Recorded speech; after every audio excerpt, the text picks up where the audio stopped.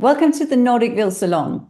Today, I'm really excited. I've got Sabrina Mizerek here as a special guest. And Sabrina, she's an interior designer serving the New Jersey, New York area, and she's known for creating refined homes that balance warm elegance and livability. Her work blends French-inspired sophistication with the principles of classical Feng Shui to create spaces that feel both beautiful and deeply harmonious. Now, through this unique combination of aesthetics and energy alignment, she helps clients design homes that support well-being, flow, and elevated everyday living. Now, Sabrina, I'm really excited that you are here. Me too. Thank you so much for having me.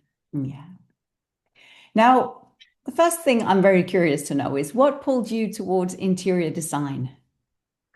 So I think it was really, the path that life took me onto. I was always creative as a child.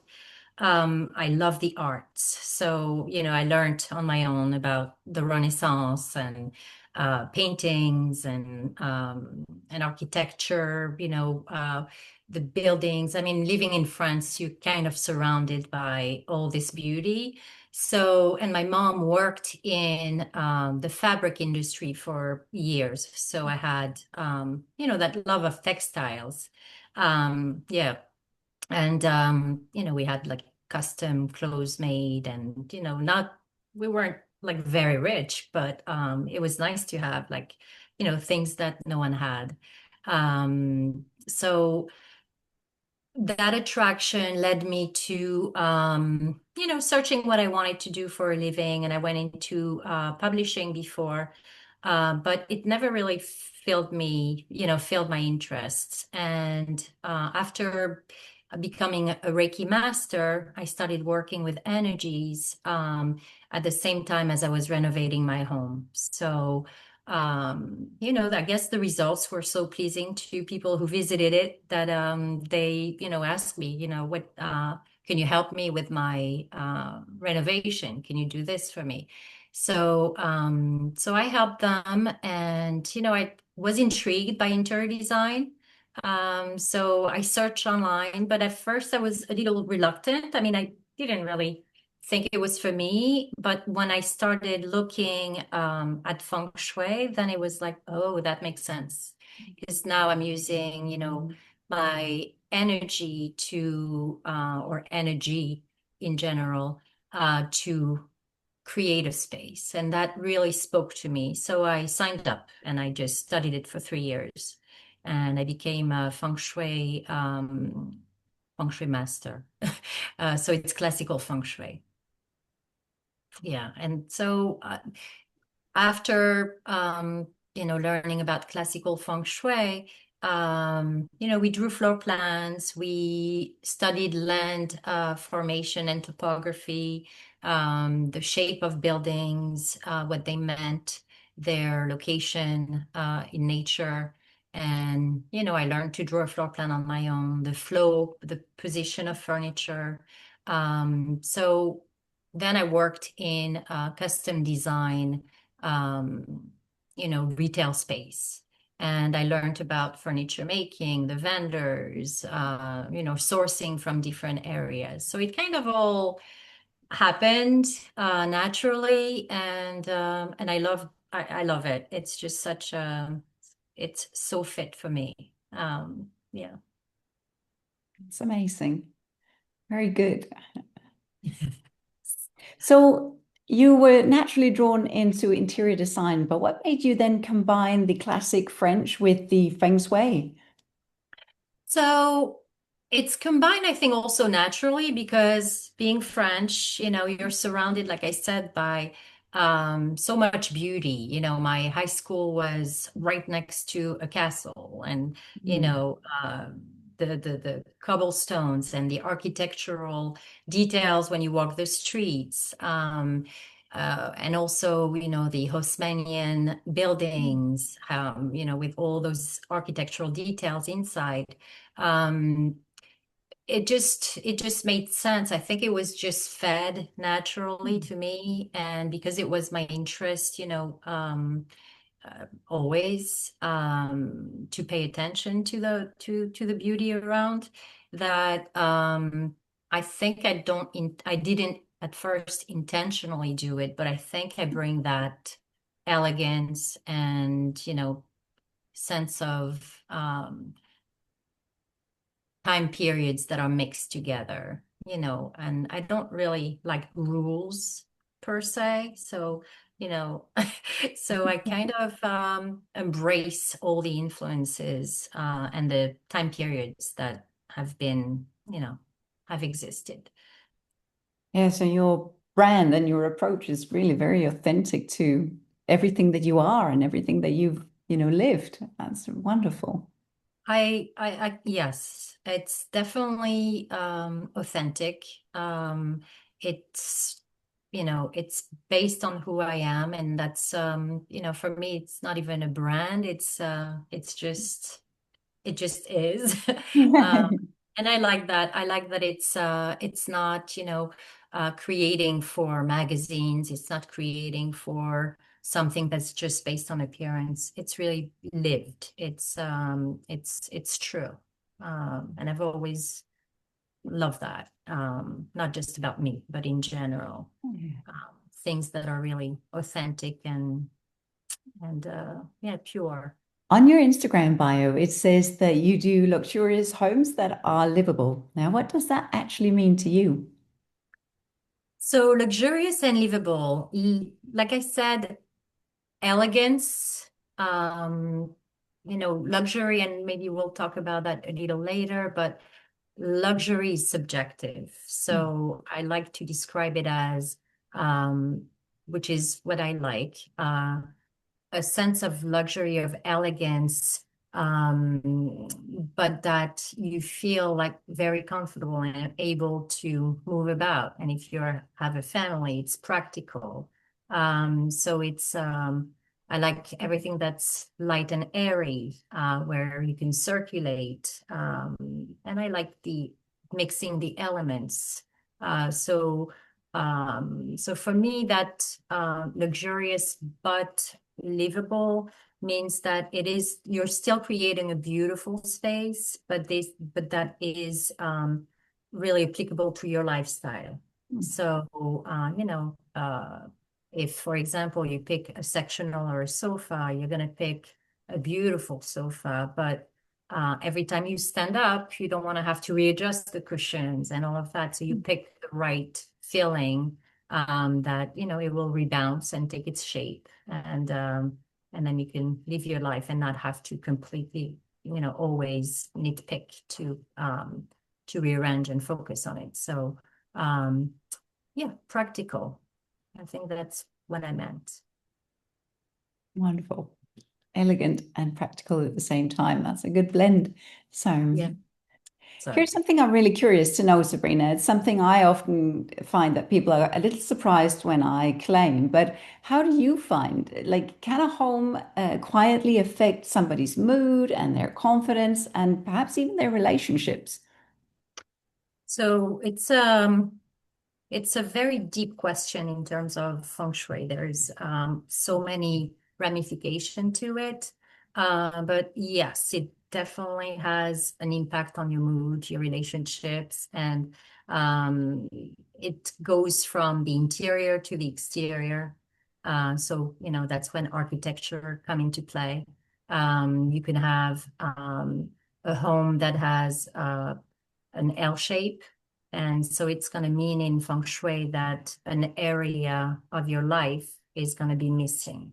Oh, So, for example, if it falls in the love and relationship area, and it's not just romance, it could mean that there's an imbalance in your life where, maybe you're single, or maybe there are troubles in the relationships that you have with the people in the house, but also outside of the home.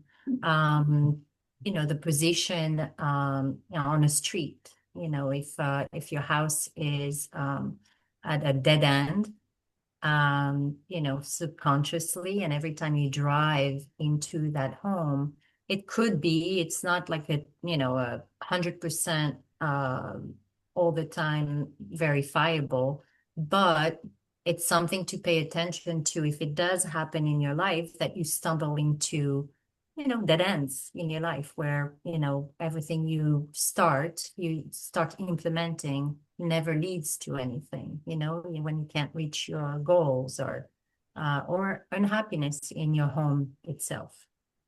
And then there's always the interior where, color is going to play a major factor. Lighting is going to play a big influence. The paint colors, are either yin or yang. So they're either expansive or on the decline in terms of energy when you follow the cycle. So, a gray space, with poor lighting is definitely going to affect your mood and could lead to sadness and depression. Whereas a space that has a lot of light and colors that are uplifting.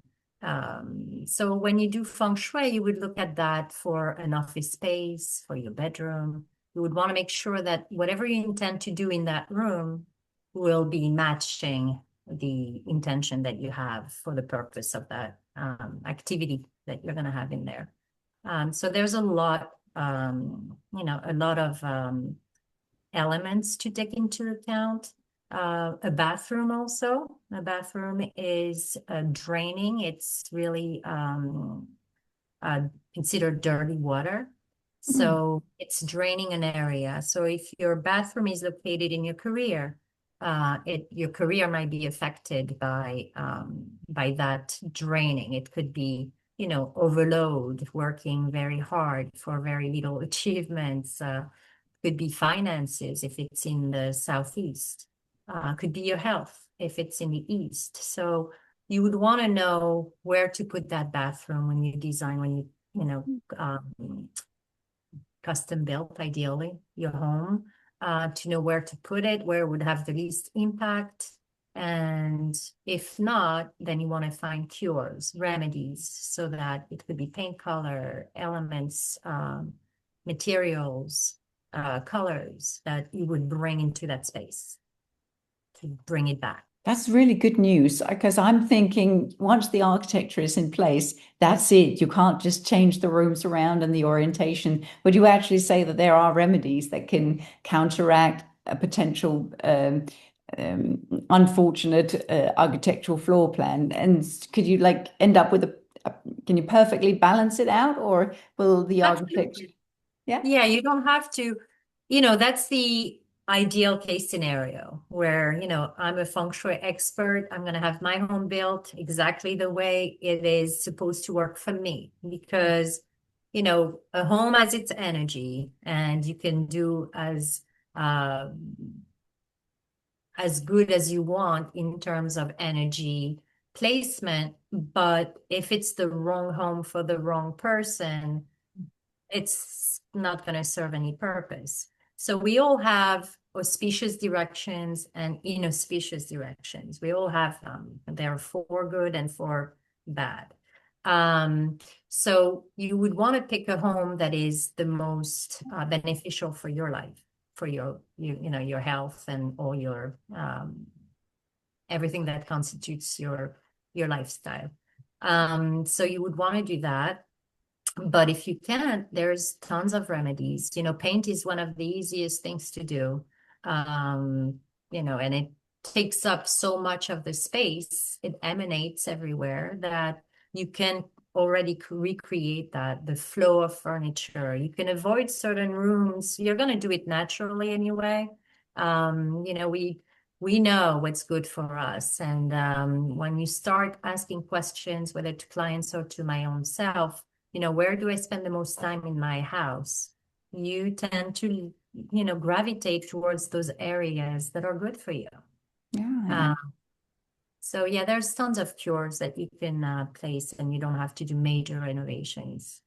And I guess you mentioned it a little bit. You say people can automatically, will automatically be drawn to the places and spaces in your home that feel great. But, why is it that some spaces will instantly feel calming and others will feel, say, exhausting?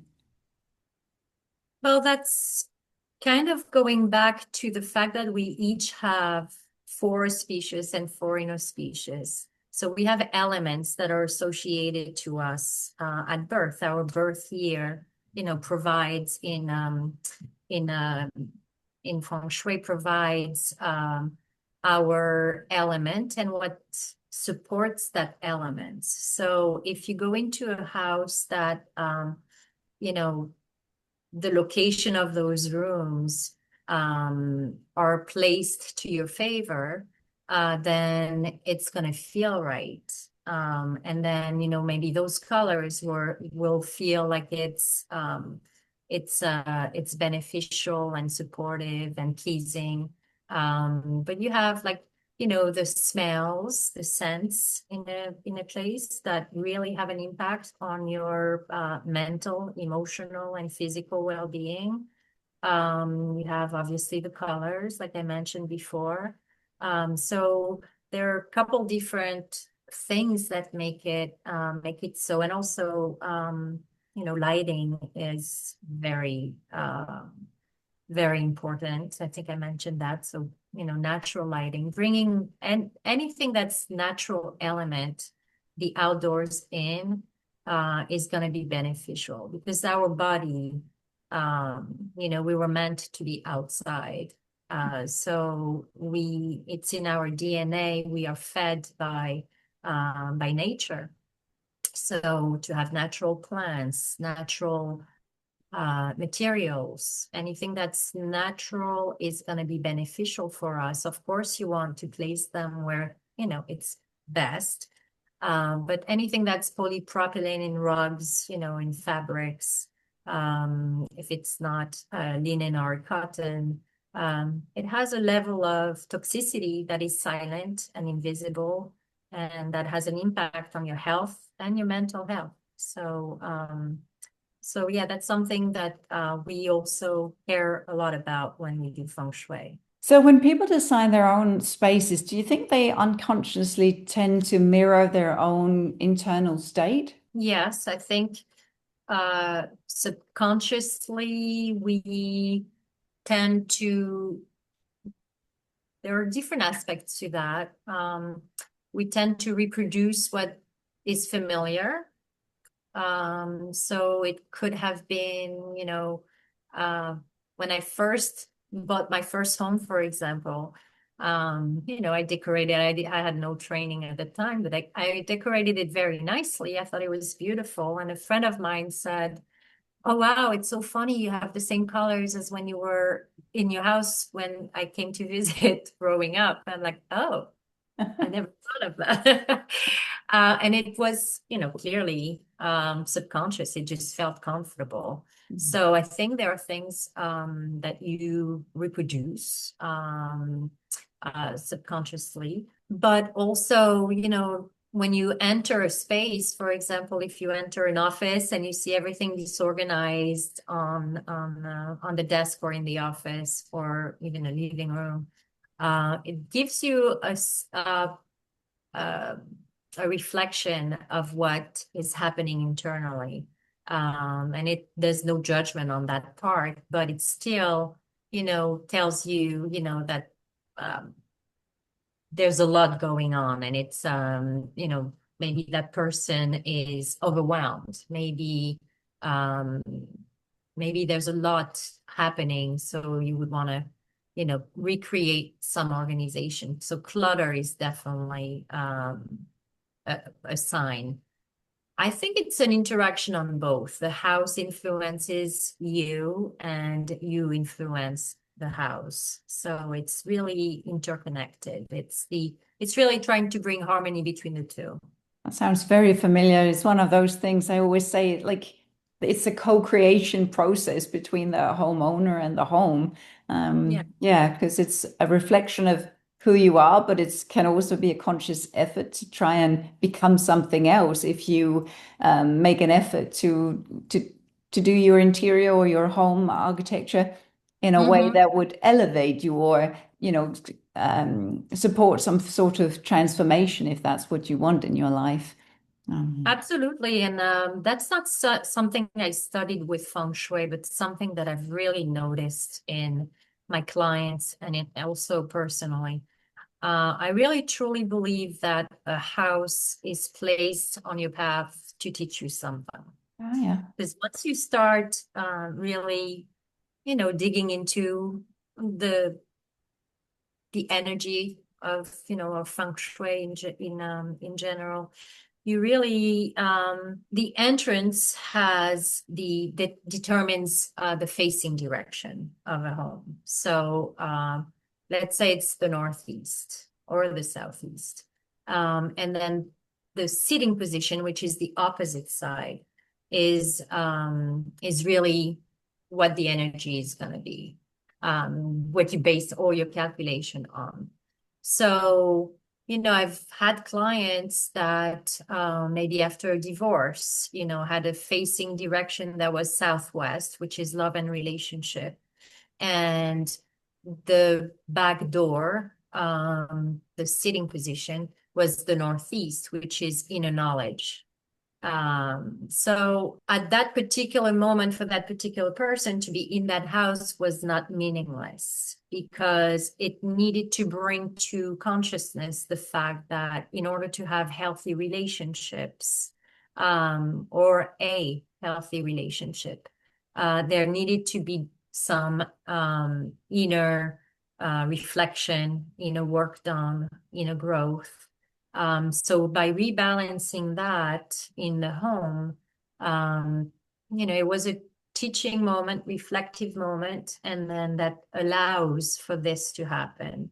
And it hasn't happened just once or twice. It's just a very common thing that I've encountered. Wow, this is incredibly interesting. I know I'm going off script now, but this is really interesting. I don't think a lot of people realize this. Even people who have heard of Feng Shui, they will think of, where's my wealth corner? Where's my, how do I place my desk with the wall behind my back? But to take it to the extent that you're saying, and it makes very, very good sense. If you recognize that we're all here for a particular purpose and we're all guided and supported along the way, to think that our houses should be random when everything else serves a purpose in the journey that we are here to have, then obviously the house is part of that journey too. Wow, that's incredible. That's beautifully put. Yeah. Mm. It's really amazing. I mean, feng shui. I think the fact that it was westernized over the years, it has lost really some of its most important foundation, which is a science. It's the science of study of nature. And we are part of this nature. So it's really not just a general superstitious thing. It's not, placing Chinese symbols and iconography everywhere. It's really placing elements of nature that are, or symbols of nature that really recall our intended harmony, internal and external. So, yeah, once you study classical feng shui, it's really a fascinating topic. What's the biggest misconception people have about Feng Shui? So probably that it's superstitious, that it's not based on anything. It's not science. It's not, but it was developed, or it was invented, first of all, a very long time ago, more than 2,000 years ago. And it was all the scientists of the time that developed it. Astronomers, astrologers, farmers, people who really studied, astronomy and the stars. They studied the land. They studied how to irrigate, how to honor our ancestors. There was a reverence for our environment and a respect for it, and where we came from. So it's not like pulled out of a hat and invented. And also another one was, I'm Catholic. So another misconception is that it's a really religious thing, and that it's, how can I possibly combine Catholicism with feng shui? And I found it really surprising to be a question that has come back because, again, God, if you believe in God, God created, nature, the earth, our environment, and he found it beautiful. And he put us in it. So I think it's a respect to him to actually respect our environment and honor it and try to use it so it works with us in harmony. You talked about clutter before. Like, can clutter affect people emotionally and even potentially financially? Yes, clutter and disrepair are really important. Everything has a purpose in a home, right? It represents something. So when you enter a space, it's just like the rotation of the earth. Energy flows in a clockwise manner. So if you enter and you're walking and you bump into, or if you have tons of things on the floor, if you have clutter, everywhere, then it's going to block the flow of that energy. And it's disruptive to your own energy. I mean, uh, I'm just visualizing someone trying to walk in the house and walking in life, and it's going to be completely, Oh, yeah. always interrupted. So that's one aspect. Then, if it falls into your wealth area, for example, then to have clutter, to have disrepair, if the paint is chipping on the walls, Oh, yeah. um, if a window is not clean. So all those things have an impact on wherever it's located, then it's going to impact that area. So it could be finances, it could be your health, because everything is also a representation of your body. So every area on the compass corresponds to an organ or a body part. Oh, So okay. yeah, so it can have an effect on your physical self as well. What's the one feng shui principle that people tend to dismiss and then maybe, regret once they experience it? What's one feng shui principle that people tend to dismiss until they experience it themselves? That's a good question. So maybe they dismiss the importance of placing the right elements at the right place and the flow of how important it is to place um, furniture, elements, decorative items, art into your home. Because it has an impact on all the different areas of your life. So, um, something as simple as, and I don't know if they would regret, but if they knew, maybe they would make it different. Art. Um, I've had a few clients that were single women, and all the imagery on the wall is a woman by herself or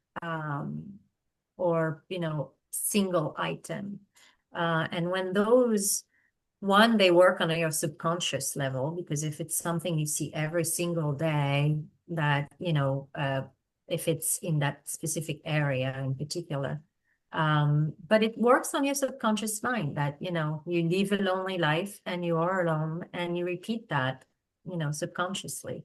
Or, placing the right piece of art to support your wealth and your finance, to have some water movement to support the wood element. So if you knew the impact of everything you have in your house, and even its history, what it carries with it, some pieces we could inherit from, a grandparent or a friend or a thrift shop. If you go to an antique store, it carries a memory, energetic memory.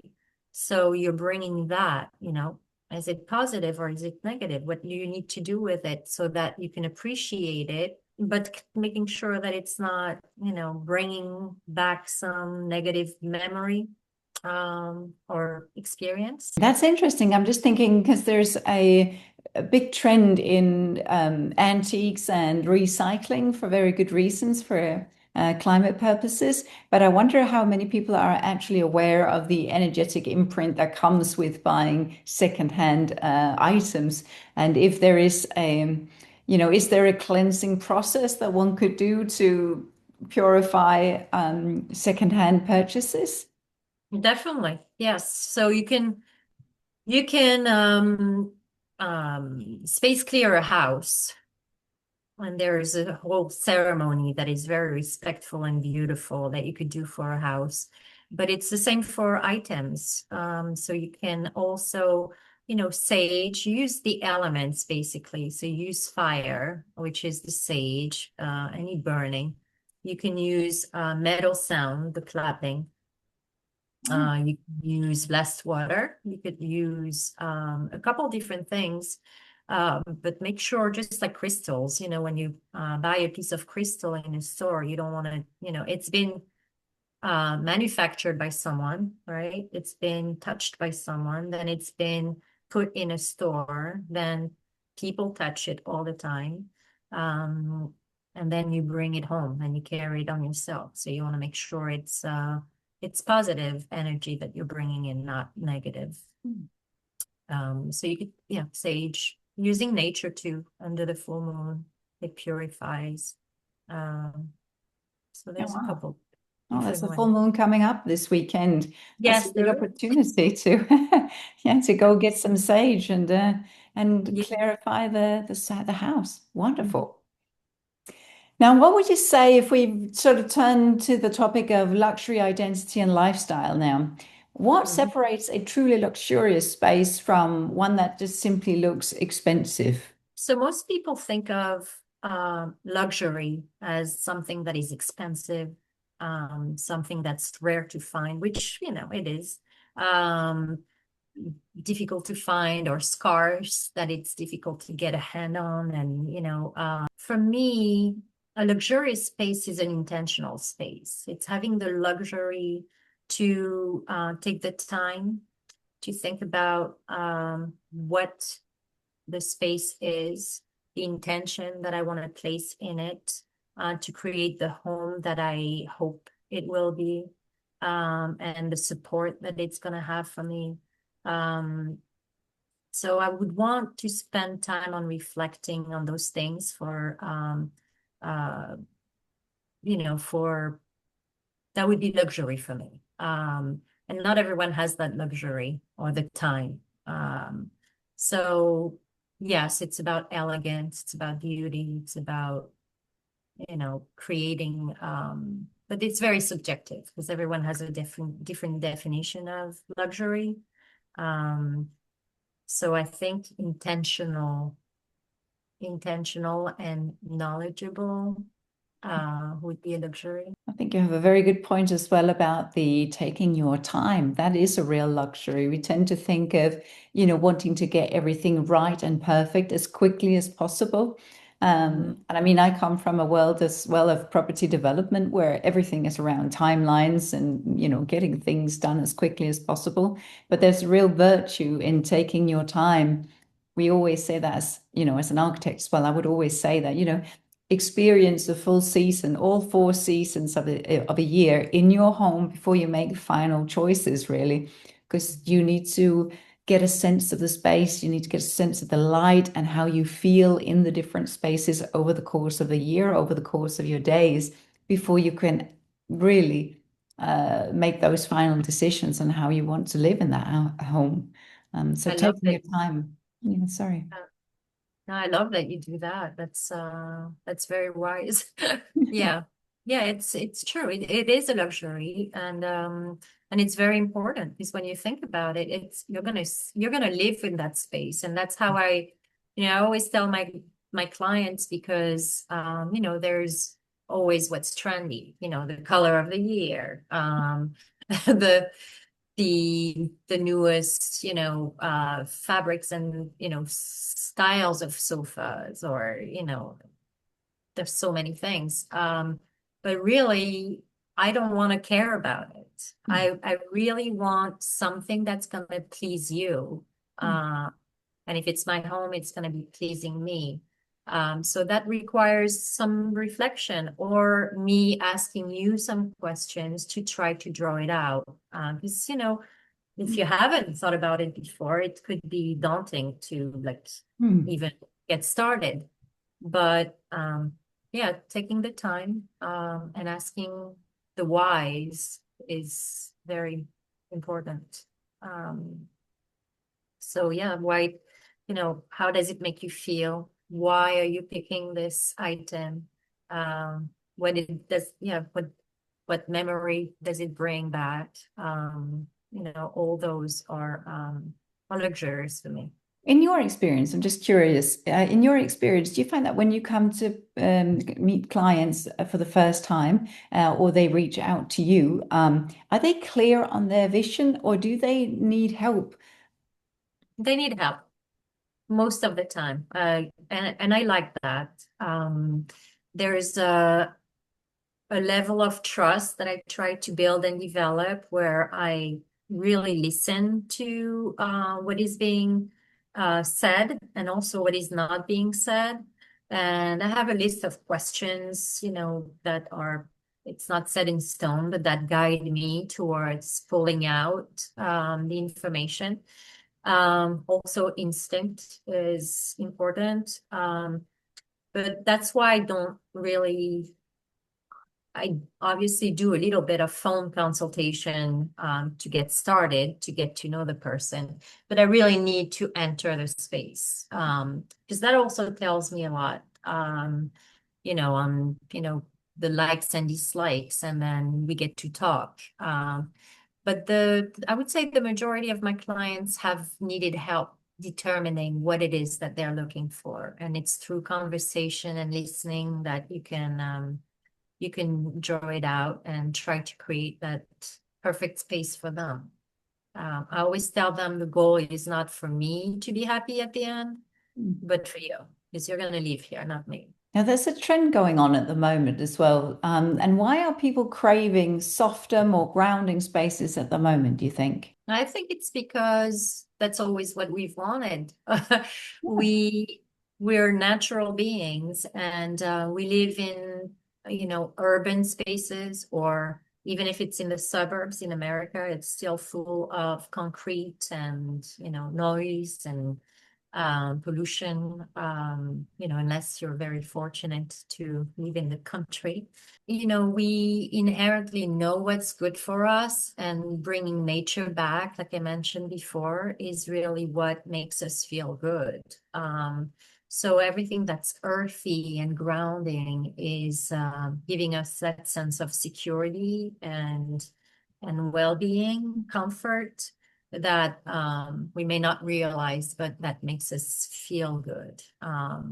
So also maybe because there's a craving as a whole to get back to knowing what is good for us. And, as human beings on Earth, the need to protect our environment and protect ourselves, our bodies, is coming to the forefront more and more. Now, you've designed a lot of spaces, Sabrina. In your experience, what trends will feel visually very impressive, but emotionally will feel cold when you look at what's going on at the moment? So the trends that are dying a little bit are the, white walls, which I have. Um, White walls and, sterile, minimalist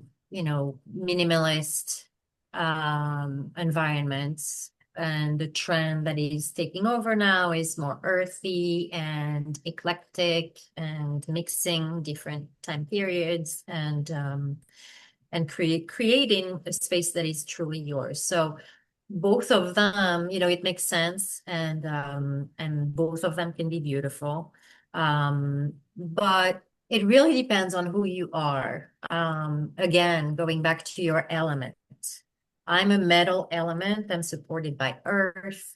And I thrive in light and airy and white and black because I need a little water also. But so I think it's really individual. So a space can feel cold to someone, but be Mm. perfect for another. So, and for me to have the mixture of the different time periods in one space in terms of decor is beautiful. It's great, and I love it. And I try to implement that for myself and others. But as long as it doesn't infringe upon the flow of the energy, because I've seen a lot of the new trends with the new color drenching, which I love color Mm. drenching, and the gallery walls and everything, but it has to be done in a manner that doesn't impede the flow of energy, because otherwise it's clutter, it's too Yeah. much, and it's gonna have an effect also, that may not be positive. So you want to balance it. So I would say that for me, that's why I don't follow trends per se, because it's really an individual. I like to look at my client as one person, not a trend. Mm. Uh, so even though, you can make a space very current, but I try to respect what deep down at the core is really that energy, that person's really her taste and her what's going to make her thrive and not or him thrive, um, and not impede anything. What would you say then that instantly cheapens a space? So what cheapens a space for me, I would say, well, the fact that you find it everywhere, that if it's so easy to access for poor quality, um, then I would say that cheapens the space. Um, the scale, the proportions of things, definitely also. If you have a tiny wheelchair in a huge house that has high ceilings, it's going to look very out of place and cheap looking, even if it's not. So proportions are very important. The wrong flow, maybe.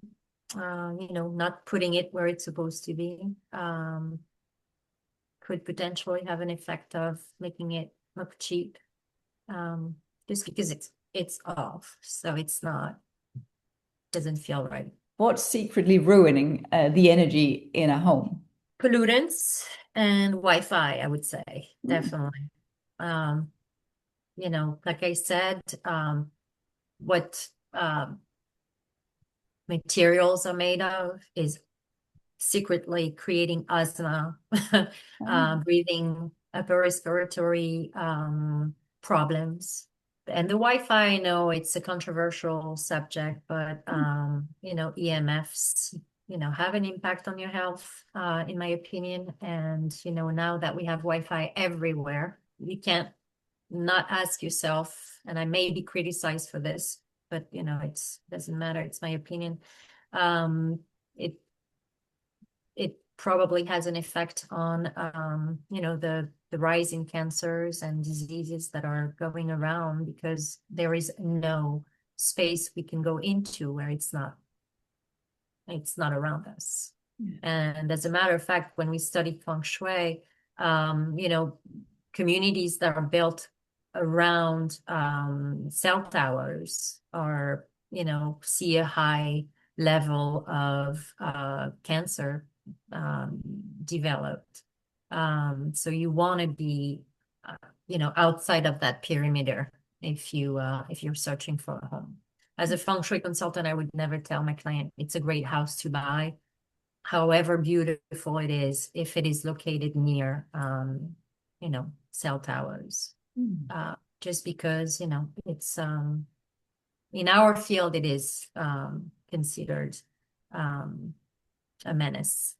Yeah. Do you think that an environment can quietly affect your motivation and overall your success in life? Definitely, yes, absolutely. Your environment is, like we said, a reflection of who you are, but also has an impact on you. So If you work in an environment, if your office is full of neon lights, no natural light coming in at all. It's all made of man-made materials. It's definitely going to impact your well-being, mental, emotional, and physical. And that could be, spread throughout the whole house for a resident. It's the same thing. Colors have an influence on your mood. But scents in an office, for example, it's if you put lemon essential oil, it's gonna stimulate your mental acuity and reflection. If you need help, like uh, having some clarity, you could use some eucalyptus. There's so many different scents that can be applied to activate a level of well-being and awareness that you need for that specific purpose. So yes, without a doubt. And that's a wrap on today's conversation inside the salon. If something we said today resonates with you and gave you that little spark of yes, trust that, because that's your intuition pointing you in the right direction. Building a dream home is one of the most personal things you will ever do, and you deserve it to do it with clarity, alignment, intention, and a lot of beauty.